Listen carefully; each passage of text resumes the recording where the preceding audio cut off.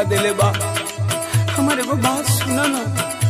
बड़ी दुख में लागत रहा, सुनावा ना। उल्फत में धोखा मिलन मारल लोग